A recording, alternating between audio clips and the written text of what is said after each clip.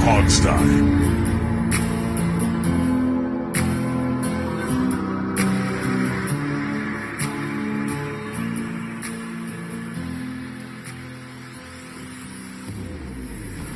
Hey everybody, and it is a victory day today. Washington whips Dallas 41-16.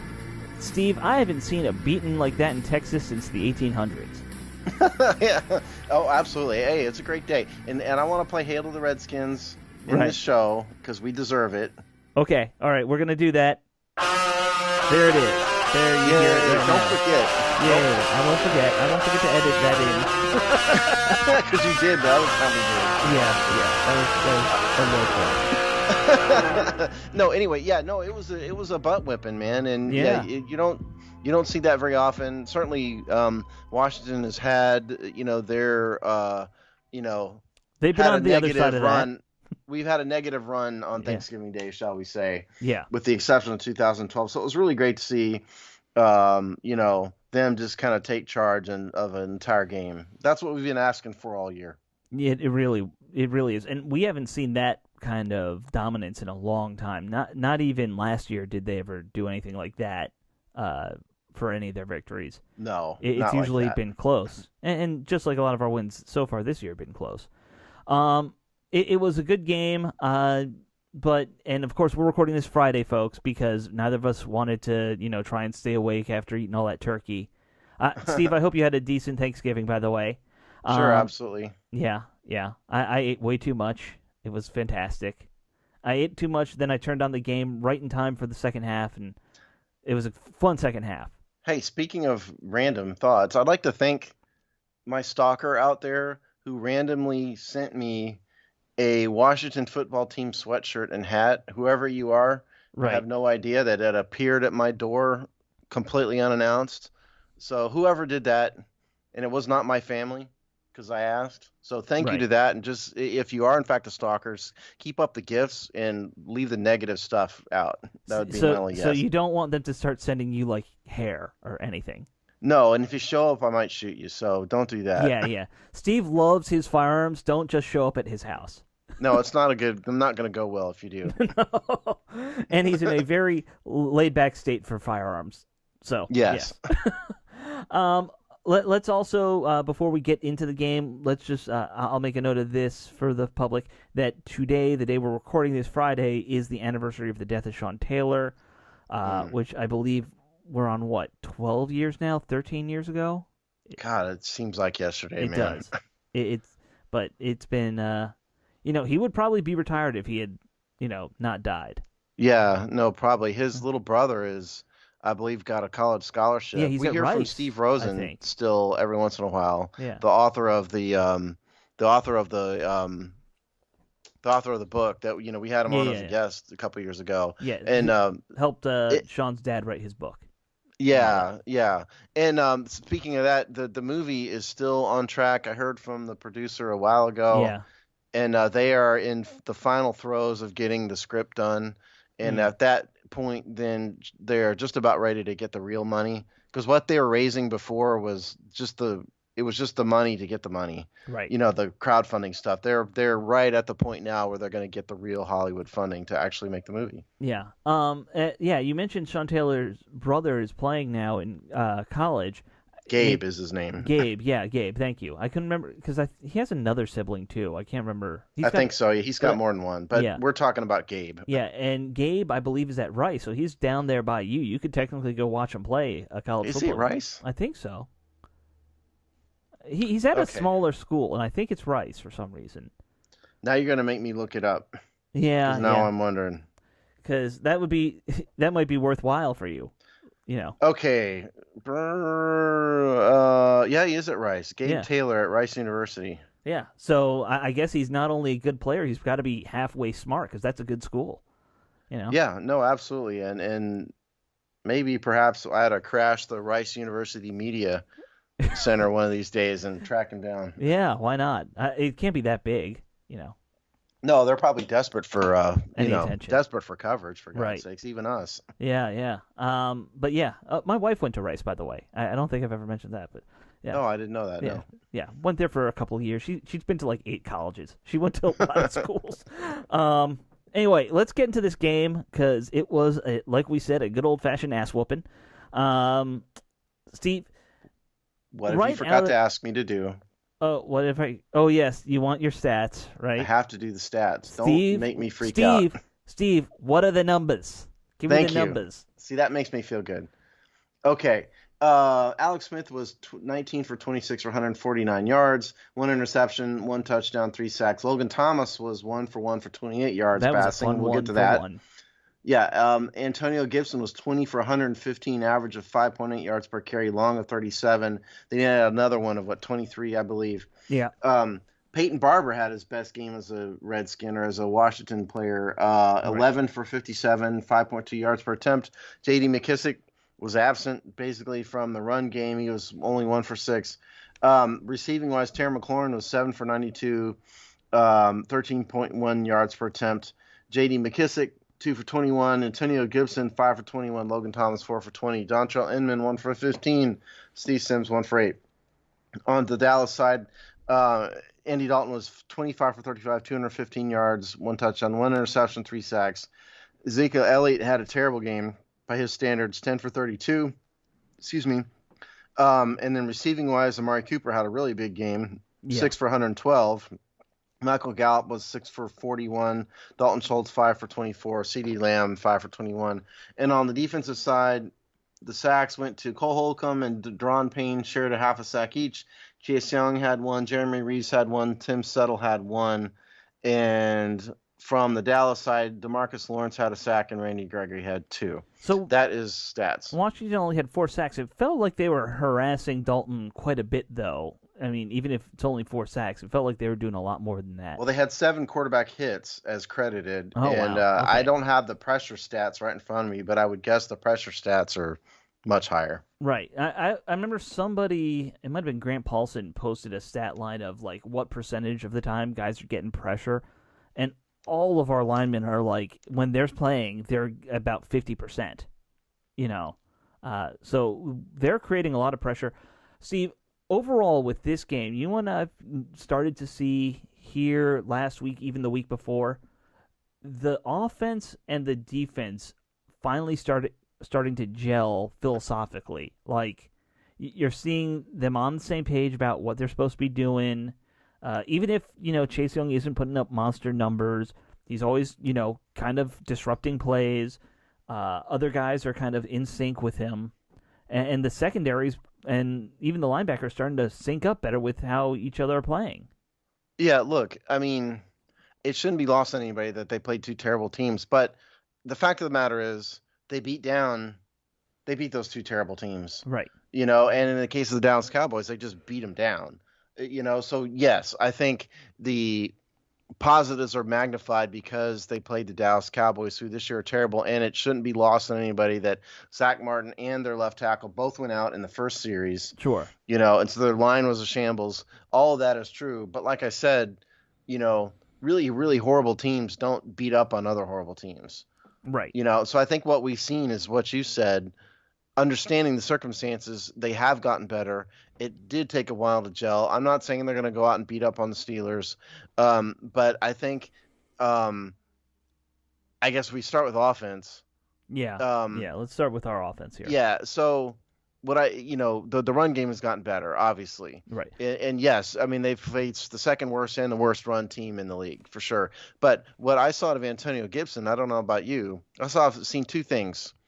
Number one, they figured out that these misdirection plays work.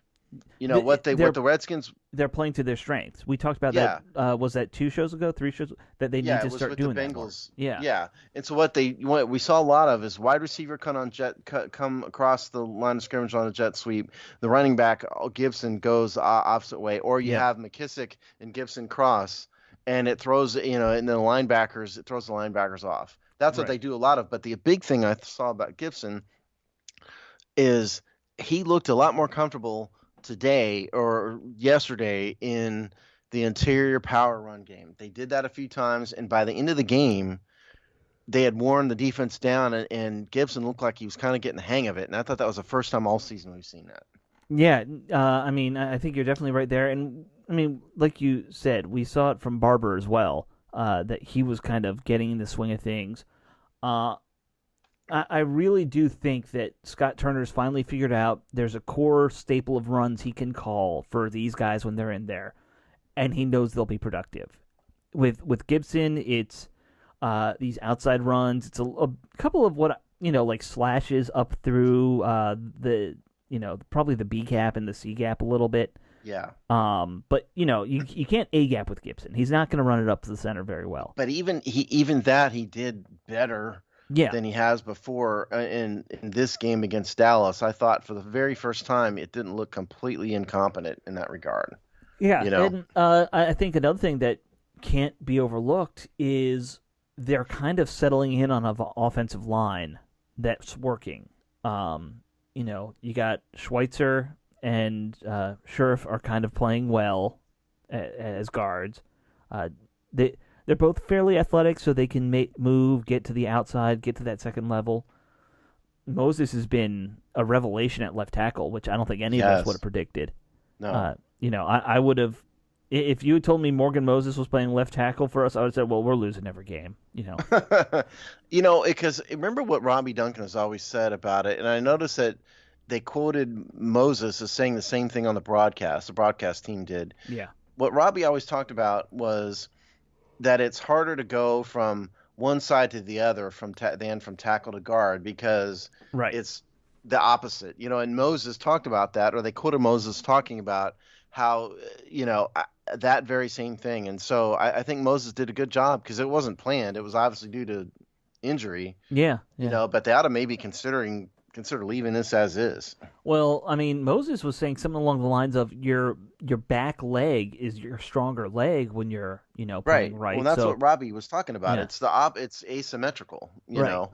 Right. So now his weaker leg is technically his outside leg where, you'd think that'd be a big problem, but he's playing very well with it. He's doing well. Absolutely, he was. Yeah, and Dallas has doesn't good have pass rushers. Yeah, they don't have chumps. Alden Smith and DeMarcus Lawrence and Randy Gregory, those guys can rush. Yeah. They haven't been getting home very much this year, but they do have talent. Yeah, they do. They definitely do. Let's see what else really. Well, Alex Smith. So this is a more typical game from Alex Smith. He had 149 yards. Yeah. He did dink and dunk his way most of the time. However, I thought he did well enough. He went downfield enough to keep the defense honest. Yeah. Went down to Terry McLaurin made another spectacular catch, downfield. Well, his best was the one that Logan Thomas threw, but yeah. Yeah, that's true. Yeah, that was what I was thinking of. That was Logan Thomas. You're right. Yeah. But point is, Smith Alex kept Smith on going to him. You're right. Yeah, he went downfield enough. He didn't spread the ball around nearly as much, as he did. He this time hit. Other than McLaurin, I think he only threw 2 other passes to wide receivers. Everything else was to tight ends and running backs. So, yeah, and that's not gonna work against better teams. No, you're gonna have to spread the ball around more. In terms of the Logan Thomas play, Alex, you called it. Yeah. You're the one that said they're gonna expand on this Logan Thomas gadget play thing, and lo and behold, what do you have? A tight end pass for something that could have been a touchdown. Yeah, well. The interesting thing about that play call, I didn't think that McLaurin was going to get that. Like, it looked like Thomas threw that a bit wide to me. Yeah, there's a reason he's a tight end. Yeah. Well, I mean, I think he was more of a mobile quarterback in college too, right? Virginia Tech, they love their running quarterbacks.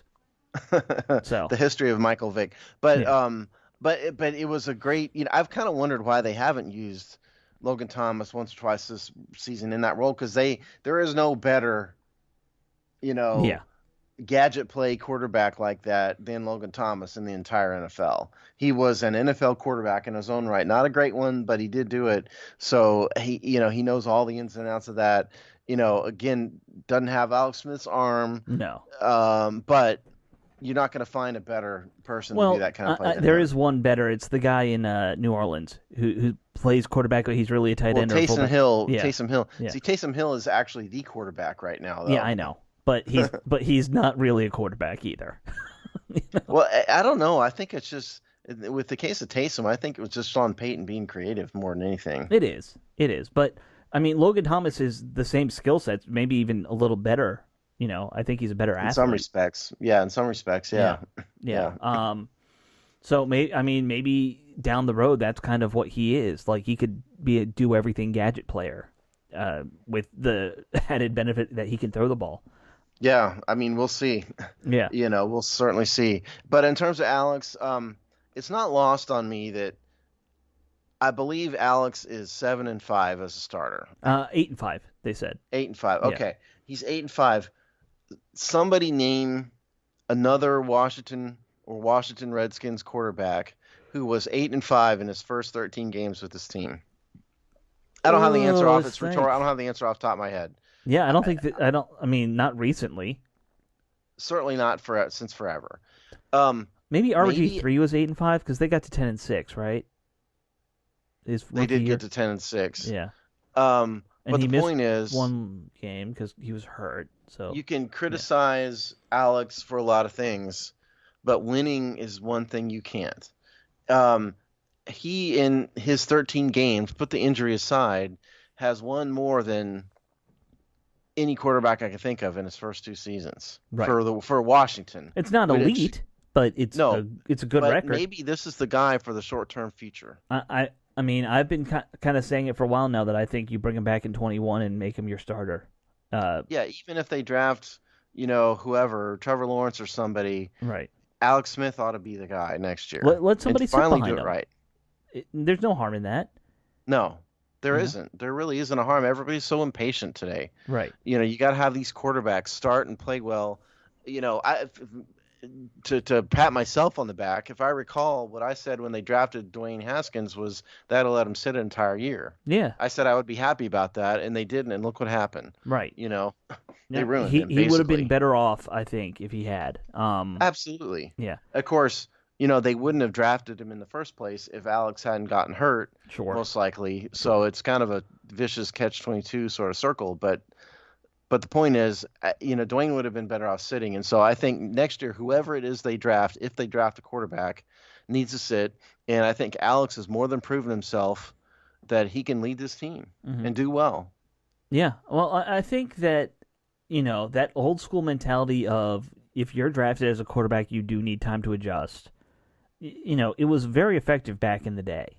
Back in the day, I'm talking like 1920s through the 1970s or whatever it was, I don't know about you, but I was not alive in the 1920s. No, I wasn't either. But also back then, quarterbacks didn't throw more than like 5 times a game. So unless your name is Sammy Baugh. Yeah. Well, that was 30s. Yeah. So it's all the same, man. When you're talking about 100 years ago. I know. But like that mentality that you need time to grow. I think it's a sound thought process. And I've looked at this before. If you go through the record of every quarterback in the NFL who's like successful, something like 80% of them sat at least part of their rookie year, if not all. So Brett Favre, Aaron Rodgers, Tom Brady, Hall of Famer, Tom Brady. Yeah. I mean, there's not a lot of them who can walk in to what's undoubtedly a bad team and do wonders up front. Without RG3 was wrecking a rarity. themselves. Yeah. Most time if they do that, they fall apart. Which is what happened to RG3. Yeah, exactly. And I'm talking psychologically fall apart too, not just physically.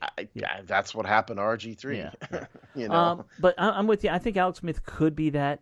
As happy as I was with Terry McLaurin's play, I really wish that they could get one of these second receivers to be a little bit more reliable. The fact that I think Sims and Inman, you said, were the only 2 who had catches? Is that right? Yeah, it's Steve Sims and Dontrell Inman, yeah. Right. And I believe they had a attempt to Cam Sims that got called back for a penalty or something. No. It was called pass interference. I remember that. That's right. You're right. Yeah. So that didn't count as an attempt, but he would be the other one. There was only one, though. Right. And that it would have been like one for like 35 yards if he had caught it, but yeah, it was pass interference. Which, that also affects Smith's stats. We got to remember that too. He's been doing that a lot more. I don't know if you've picked up on that. It seems like every game now we get 2 or 3 PI calls. So he's like seeing that and throwing the ball that direction to get the call. I mean, you trust these receivers. It's obvious he trusts Cam Sims. Yeah. Cam is built to be a 50-50 ball guy. Right. He's got long arms. Big He body. can jump. He's physical. He has good hands. And Terry McLaurin catches everything. Right. So those two guys, he's not afraid to throw at. And even Dontrell Inman is a big target. Yeah. He's just not been there for the past couple weeks. Sims and Wright have been good little role players as slot guys. Like, you've got the makings of a decent passing group there. It's just you don't have a second go-to guy yet. Yeah, I mean, Wright got kind of shuffled to the bench here in the past couple of weeks. He was hurt. Much of him. Yeah. But yeah, overall, I'm pretty happy with what we saw from the offense. They lit it up in that fourth quarter, man. Like, they really wore that off the defensive line down. They did, and they got some short fields, which helped. Yes.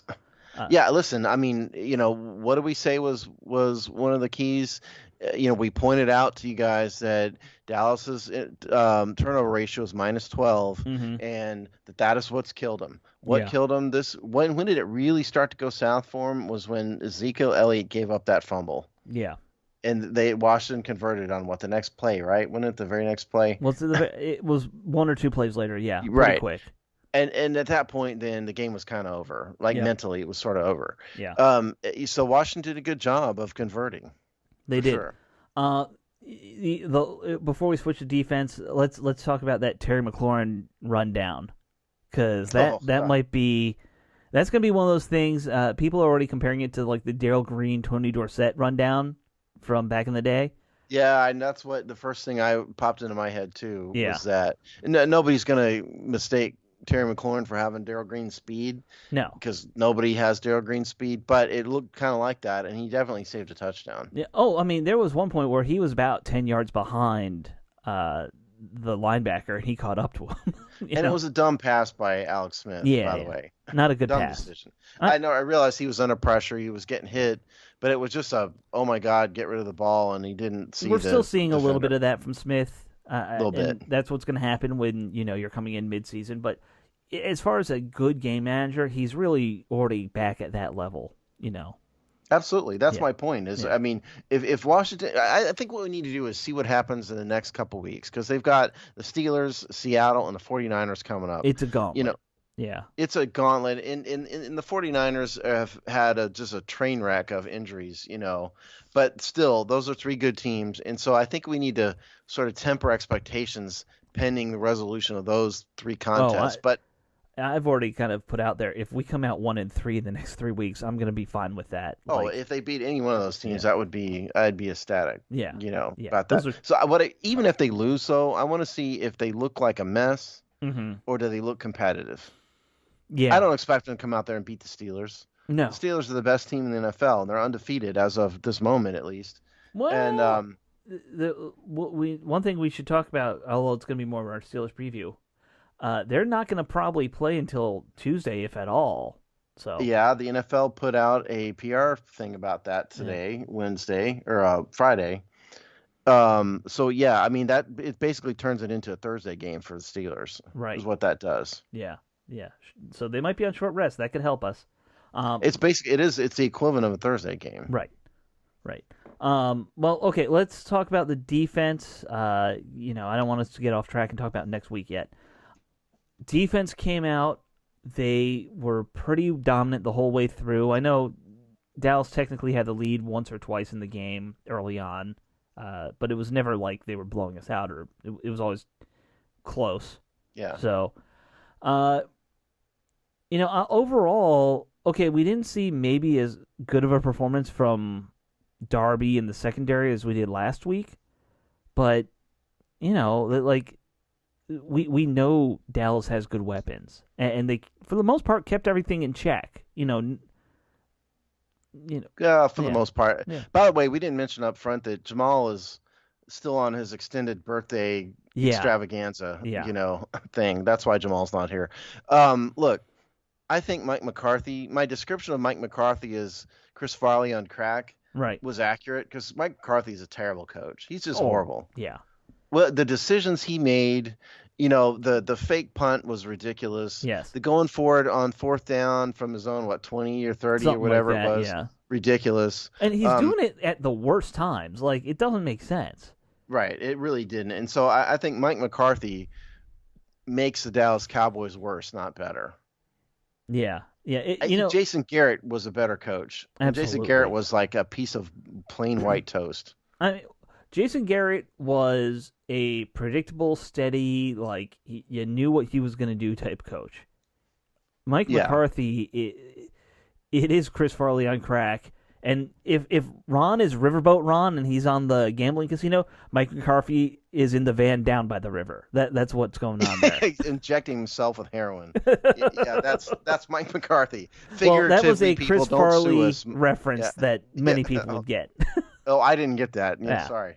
That's all But right. yeah, if we're talking figuratively, don't sue us, McCarthy. It's just a joke. The point we're trying to make is that you are a horrible football coach, and we are using the Farley reference to demonstrate what a complete Right. and utter train wreck you are for your team. Yes, yes, he is. Yeah, I don't know what they're doing in Dallas at this It's just point. terrible decision making. But in terms of on the field stuff, I think the Dallas Cowboys on Thursday really, really got hurt when Zach Martin and the left tackle, when the name escaped, Brandon Knight, is that who it was? I don't remember, but yeah, let's go with that. They kind of got deflated immediately right up front with when that happened. And because remember Zach Martin had been out for weeks before that, and he went down again with a brand new injury, like 10 minutes into the game. And clock time, and after that, their running game wasn't the same. They were getting a ton of pressure on Andy Dalton the whole game. It felt like. It got more and more as the game went on, Right, because I 'cause think guys their get offensive tired line got worn down. Yeah, and Chase Young was, high energy the whole game. You saw a video of him on the sidelines. He was, going nuts. He was. I mean, listen, he didn't have the stats, like you and many others and me, we've all pointed out. But I think it would be very short-sighted and foolhardy for who was the dummy who wrote the column that said he was a bust? Was that out of the Boswell. Washington Post? Yeah, Who, Tom Boswell. Boswell? Yeah. That's just ignorant. It really is. And that's not us being a homer. No. If you actually watch the game of football and see the impact that he's had, even though he's not getting home very much, but the impact he's having on the field, Dick says that he's been doing well. He's not a bust. Yeah. I'm not saying he's an A+ rating grade, but he's doing well and he's living up to billing so far. I mean, he does enough to disrupt, probably one play every other series. That's and he's kind of getting where he's double at. teamed, and and he's getting double and triple teamed at times. And A lot. Boswell. I mean, look, I like Boswell, but he's a baseball guy. Take his, thoughts on football with a very heavy grain of salt. And to be perfectly honest, it might be Boswell trying to get some attention by writing a column like that. Because journalists are cynical like that. That's true. They are. Journalists are very cynical. We've learned that. Yeah. Oh, we've learned that from so many journalists. Oh, we have. Yeah, we have. And we have been a tad cynical at times. Oh, doing you this and I, job, yes. Doing this job really beats you down. Like when you guys are fans and you're sitting there on your couch and watching this, doing what we do every day, it really wears on you eventually. Sure. If the team is just so awful in every way But for I years. think fans of this team are pretty cynical at this point, too. I think it's just the nature of being around this franchise. A little bit, but Yeah. it's exacerbated when you are media. Oh, Put it yeah, that way. yeah, definitely. I want to talk about Ronald Darby. I wrote in my written game preview that what I wanted to see in this game was the Washington defensive staff let Darby take Cooper and or CeeDee Lamb one-on-one in man a little bit, right, to try and open up the defense. Well, we saw that and didn't exactly go well. So they took my advice, and what we saw was perhaps they ought to not do that again. Cooper is an elite receiver. Yeah. So take that for what you will. I mean, Lamb, that is important. they have 4 very good pass catchers, let's be honest. Yes, they do. But Darby didn't. Darby had down moments in man. It was mostly in man. Sure. When those negative plays happened. He rebounded to a certain extent, but it was always when he was in a zone that he was better, I thought. And even Kendall Fuller. Didn't Kendall Fuller fall down on one of those plays? He did. I think they all had points where they struggled, especially covering deep. And I don't know This if maybe is not the best pass defense in the league. It's not, but where they are very good and where they, beat Dallas up in the past game was when they were able to come downhill on underneath passes and screens. Moreau had, or not, was it Moreau or Moreland? One of them had a really nice tackle on a screen. I think that was Moreland. Yeah, I think it was Moreland. But all of them are very good in that kind of coverage. These guys, and I think, not every corner can play man-to-man well. I think what we have are a bunch of guys who play good zone. If you keep it in front of them, they will, demolish a guy. That might just be the way that this secondary is. As long as, the problem that Washington's had all year, and a big reason why they keep giving up a ton of big plays is that, between the corners and the safeties, there's been a ton of mix-ups in zone. Sure. You know, but as to your point, let's be honest though, half of that's Troy Apke. Well, but he wasn't even on the field, when a lot of that happened, though. It's been all of them, to be quite honest with you. But to your point about the underneath stuff, Tony Pollard 2 for 10, Ezekiel Elliott 1 for 7. Right. That's all the passing their running backs had all day. Yeah. 2 targets, 3 targets, but between them respectively. So, Washington kind of took that away from them. They did.